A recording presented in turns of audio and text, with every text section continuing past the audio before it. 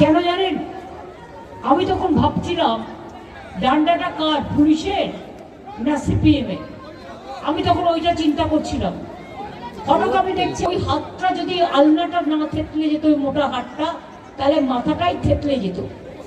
এবং আমার প্রায় 34টা সেলাই হয়েছিল, ব্রেন অপারেশন হয়েছিল, হাত অপারেশন হয়েছিল। তারপরেও অনেকবার মার খেয়েছি, অনেকবার অপারেশন করা হয়েছে। আমাকে হাঁটতে হয়, আমি প্রাণায়ামও করি, কিন্তু সাথে সাথে আমাকে কাজও করতে হয়। আমি কাজের মধ্যেই বেঁচে থাকি।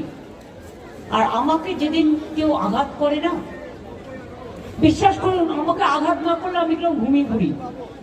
ঘুমিয়ে পড়ি মানে অন্যরকম নয়, মানে একটু কবিতা লিখি, কখনো গান লিখি, কখনো নির্জীব হয়ে যাই, কখনো শ্রীকৃষ্ণের উপদেশ শুনি, কখনো রামকৃষ্ণ পড়ি, কখনো বিবেকানন্দ পড়ি, কখনো নেতাজি সুভাষচন্দ্র পড়ি, কখনো স্পেস সায়েন্স দেখি, কখনো ডিসকভারি দেখি, কখনো জিওগ্রাফি দেখি।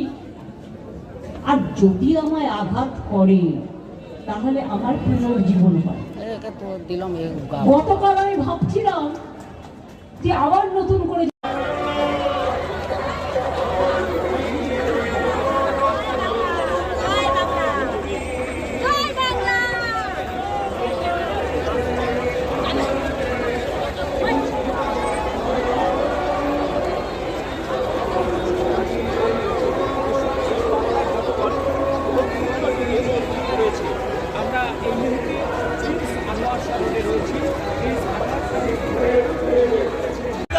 ভারতবর্ষের মুক্তি সূর্য মমতা ব্যানার্জি জিন্দাবাদ, বাংলার অগ্নিকন্যা মমতা ব্যানার্জি জিন্দাবাদ, ভারতবর্ষের মুক্তি সূর্য মমতা ব্যানার্জি জিন্দাবাদ, ভারতবর্ষের মুক্তি সূর্য মমতা ব্যানার্জি জিন্দাবাদ।